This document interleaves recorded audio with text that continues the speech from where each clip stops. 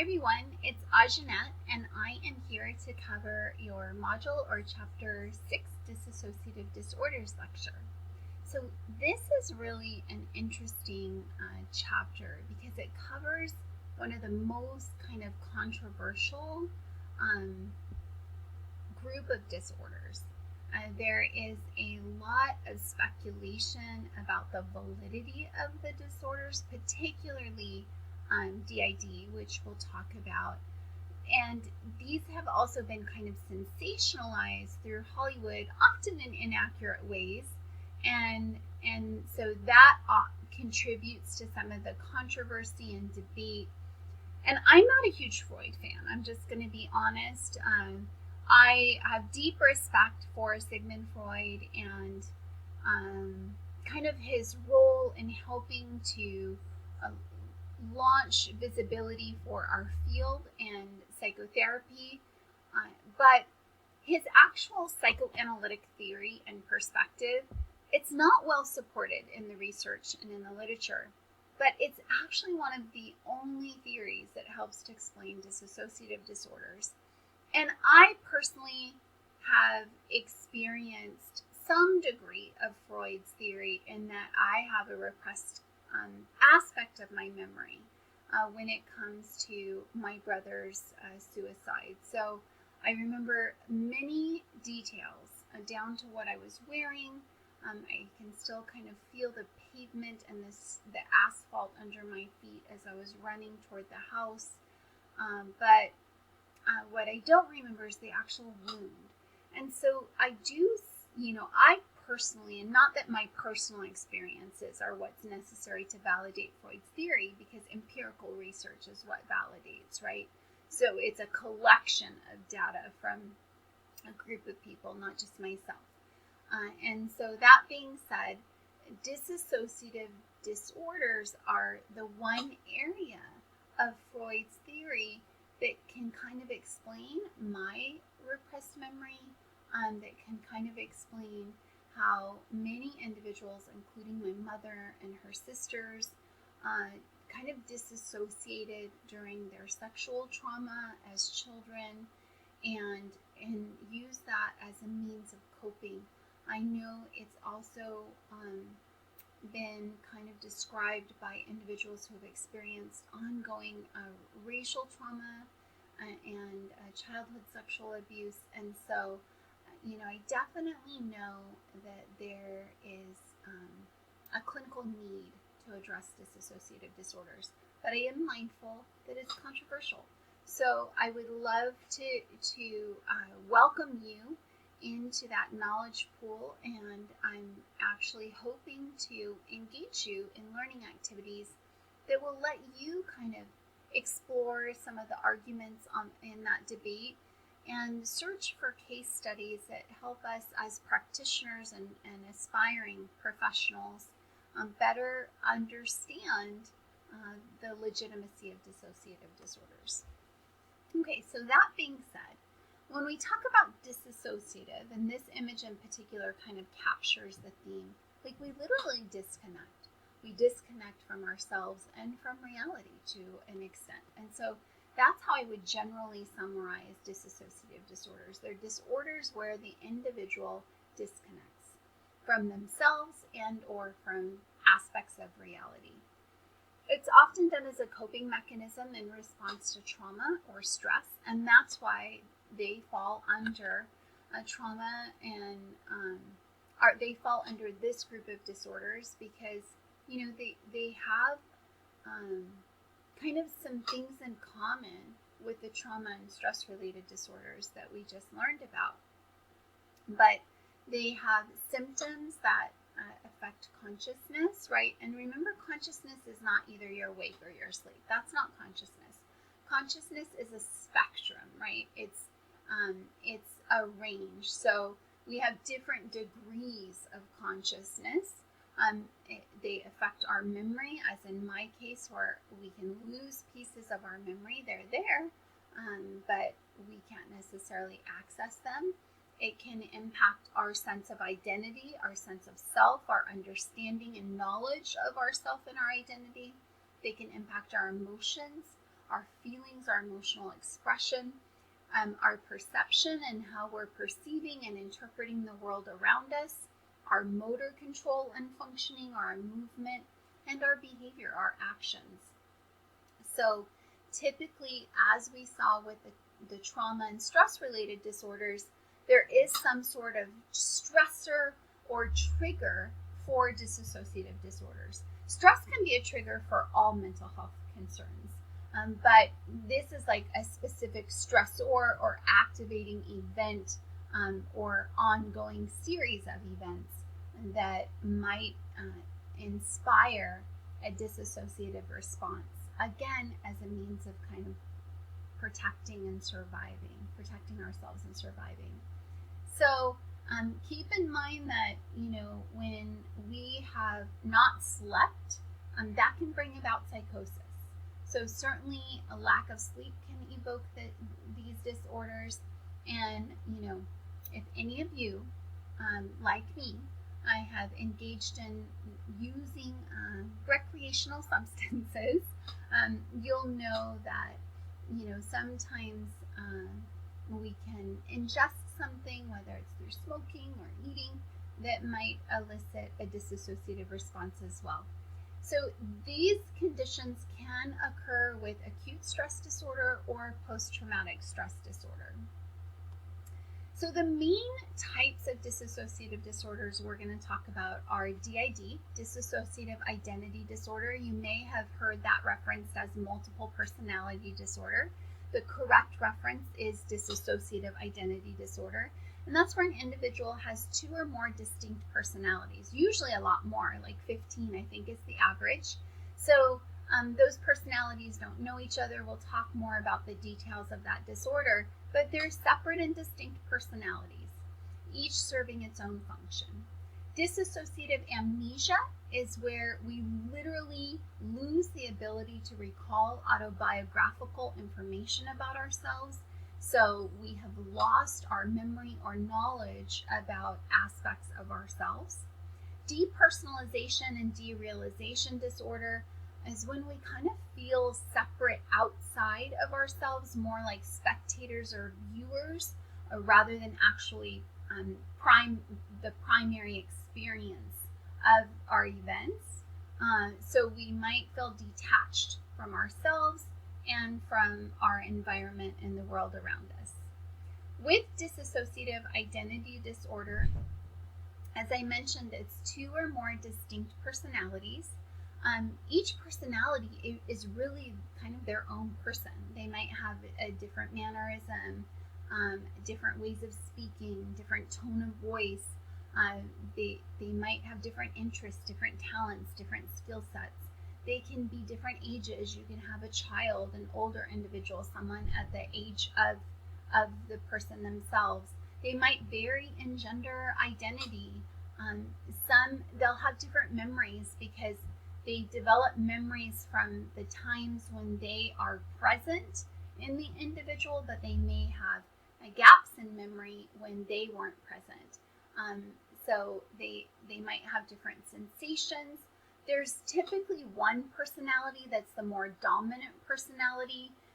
They tend to be the protector, but on average, there's about 15 personalities for women who experience DID and about 8 for men. We see some movies that have shown like really dramatic changing from personality to personality. And sometimes they're just really mild.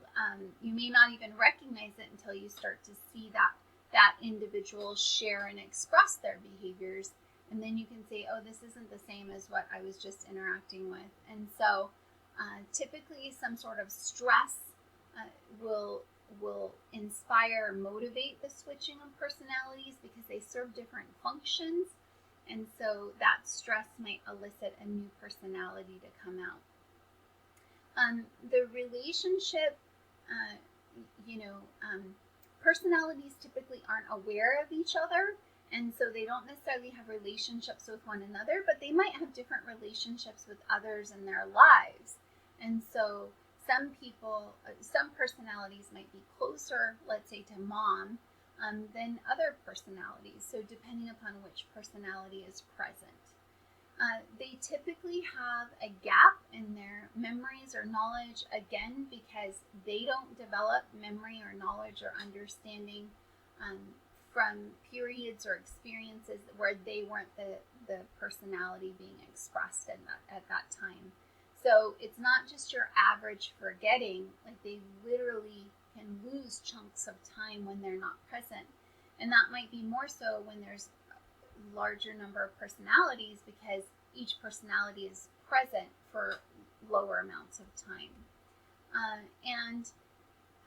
Again, if there's any kind of physical trauma, medical explanation for the condition, it doesn't meet this diagnostic criteria. So this diagnosis is dependent upon not having been influenced by some medical condition or substance use. Dissociative amnesia disorder, again, amnesia goes back to forgetting, right? Loss of memory. It's not the same as like permanent amnesia where you lose parts of your mind. You lose autobiographical information.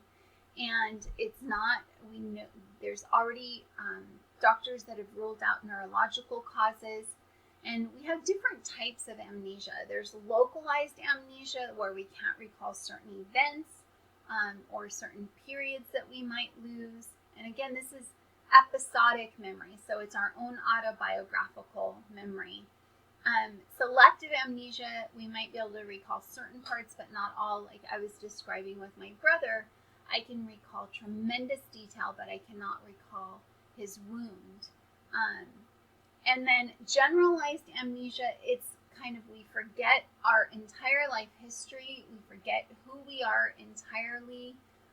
We might even forget, semantic is our knowledge base. Semantic memory is the facts and details that we know. We might forget that. Procedural memory is like if we played the piano or guitar, sometimes even like tying our shoes, we forget how to do those things. It's very rare, but it can be very scary because it's almost like going back to infancy, right? Typically has a sudden or acute onset. That's what we mean by acute. It's sudden. And these individuals become disoriented. They might wander around. Similar with dissociative fugue, those individuals are often found wandering around as well. Dissociative fugue is, it takes that generalized amnesia and they flee. So it's the most extreme. It can vary in length. It might last for years. And because it lasts so long, in order to function, they take up new identities. They might start a new career and build a new family and a new life. When it starts abruptly, so it has an acute start and it has an acute ending as well. And they can regain their memory, and occasionally there's relapses, but it's rare. Depersonalization or derealization, let's just differentiate between those two things. Depersonalization is when I feel detached from myself, from my person. So I might like feel like I'm out of my own body and I'm a spectator. I'm kind of watching my life as it occurs. I'm observing my thoughts. I'm observing my feelings, but I don't feel like I'm directly experiencing them. Derealization is where we feel like detached from the world, from objects. Like things seem unfamiliar, maybe uncomfortable to us, or people. We might feel disconnected from people that we were otherwise close to. Imagine like you go on a sabbatical for a year or a vacation for a year, or you move away and then you move back, and it all feels unfamiliar.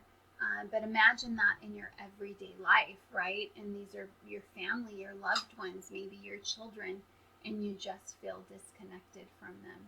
So, it can be very disorienting. Episodes of depersonalization or derealization can last for days, hours, weeks, months. Again, they are acute, so they have more of a sudden onset. And again, they're triggered by some sort of stress or trauma, but they can be very emotionally disturbing.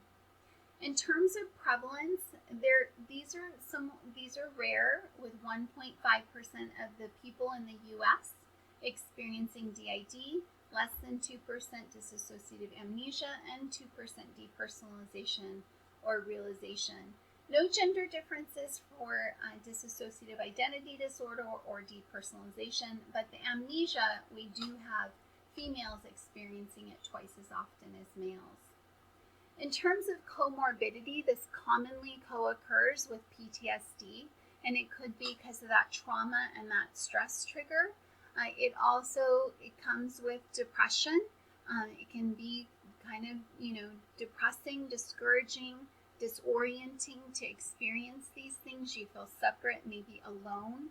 And because it's not that common, it may co-occur with other disorders more often than we realize. There are somatic symptoms, and so soma means body, so somatic symptoms are physical bodily symptoms, and so we'll talk a little bit later in the semester about somatic disorders and conversion disorders, where there's no physical explanation for these symptoms, but there might be psychological roots. And then it can co-occur with personality disorders as well. So dependent, avoidant, and borderline personalities. Again, we'll talk about personality disorders later in the chapter as well, or later in the semester. Etiology or causes. Biological. There are high heritability rates where you have a 50 to 60% likelihood of having it if you have a family member that has it. But because of the stress factor, it's likely genetic and environmental combined. It could be a memory retrieval deficit in terms of a cognitive explanation. So that stress response blocks our memory retrieval. And so that might be related to that HPA axis that we talked about. It might be related to the autonomic nervous system, but somehow it hinders and inhibits our autobiographical retrieval. Additionally, the hippocampus, might be activated differently between the different personalities. So that's important to consider. In terms of socio-cultural, some argue that mass media influences the existence of these disorders, where when these disorders are represented on a TV show or in a movie, they now are serving as models for individuals to engage in those behaviors, to act out the disorder themselves. It could be that the person's not quote unquote faking it, right? But they actually, that seeing someone else is suggestive. And so psychologically, they kind of embody that disorder. So I'm not in any way suggesting that all individuals who experience this are faking it, but we are suggesting that our psychological functioning, our memories are very suggestive in nature. So they can all be influenced by media, even in therapy, when our therapist might make a suggestive, harmless, innocent, but suggestive comment that we suffered some sort of trauma or abuse, then we can actually start constructing a memory that aligns with that expectation or that seed that was planted. And then finally, the psychodynamic perspective. Psychodynamic is a more modernized view of the psychoanalytic perspective. So it comes from Freudian theory. Freudian theory talked about different levels of consciousness, including the preconscious, conscious, and unconscious, which is deep down in the abyss, and we don't have knowledge or access to those memories. Preconscious we can access with just a little bit of prompting and prodding, and then the conscious we have direct awareness of. And so the psychodynamic perspective suggests that we have buried things, usually because they have been traumatic or stressful to us. We buried things and repressed them in our memories.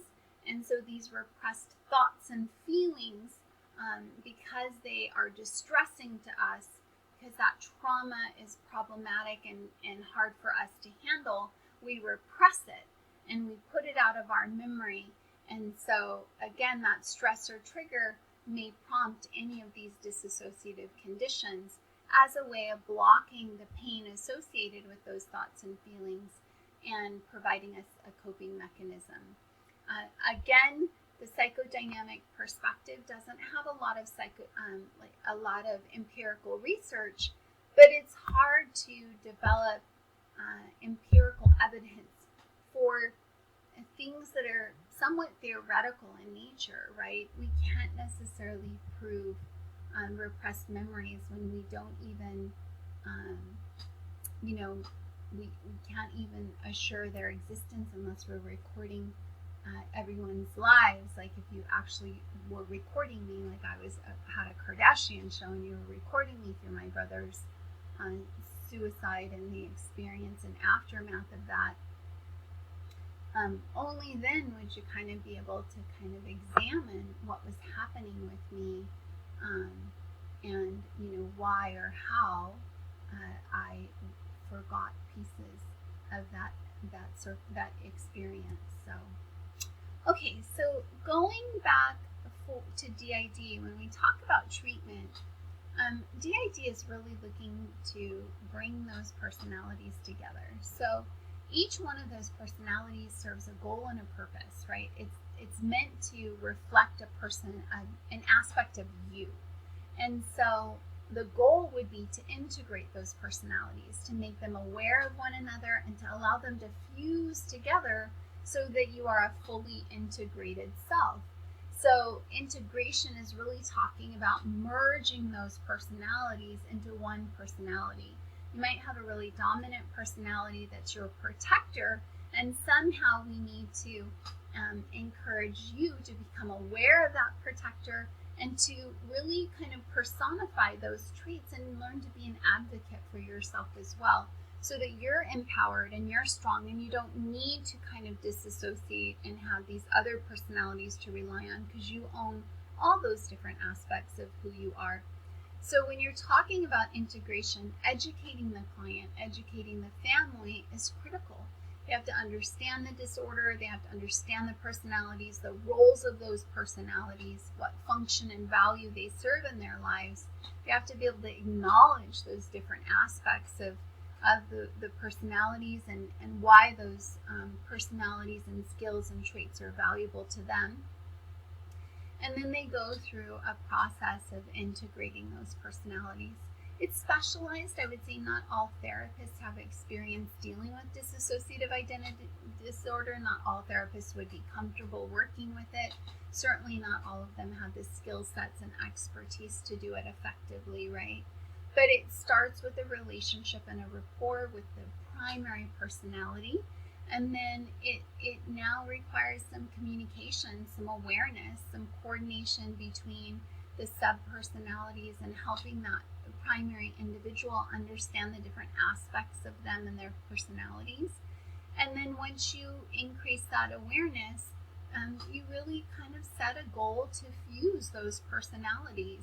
And you recognize that those personalities have value in joining together.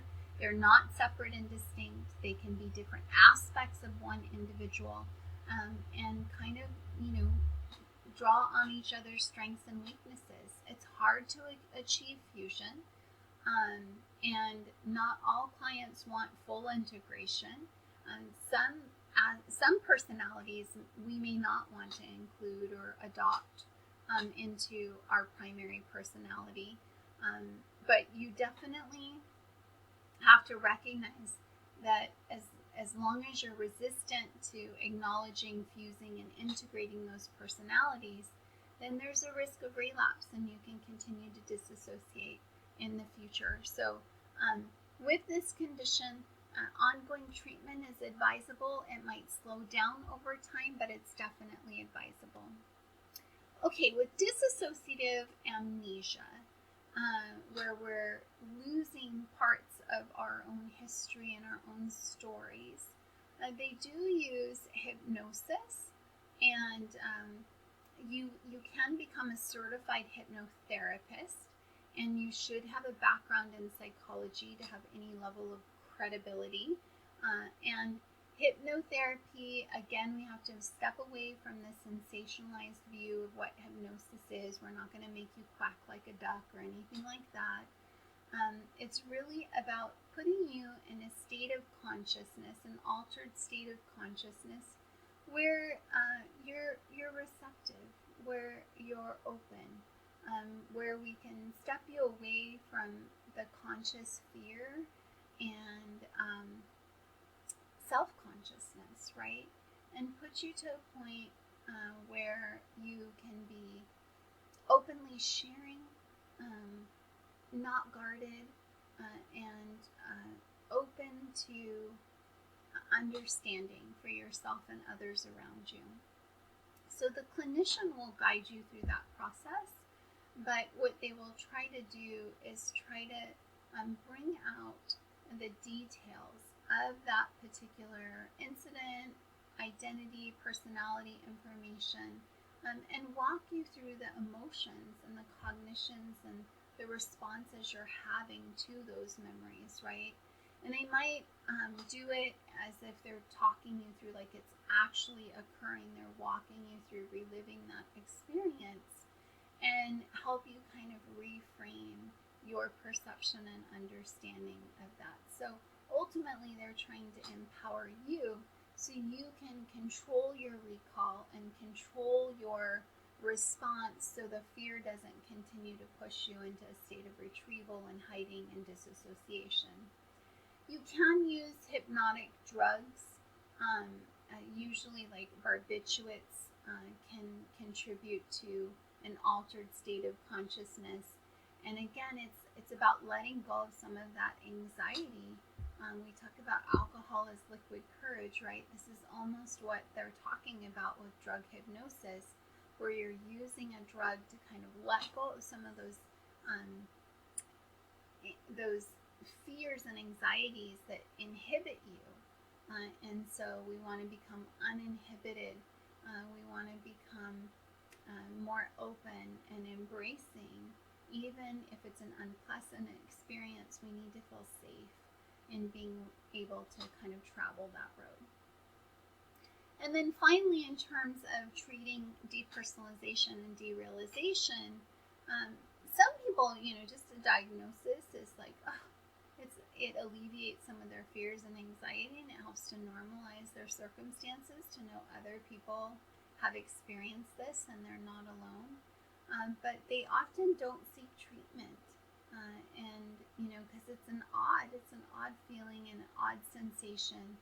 It's not uncommon to occur with depression and anxiety. So antidepressants, particularly SSRIs, are often prescribed. But again, drug therapy alone is not sufficient. So some sort of psychotherapy is important.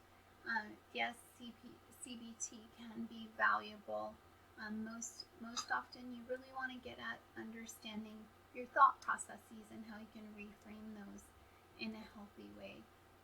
Ultimately, we definitely want to make sure that we're looking at how we're perceiving the stress that might be our trigger to depersonalize or to derealize, and then how we can kind of reframe that and gain a much more empowering perspective.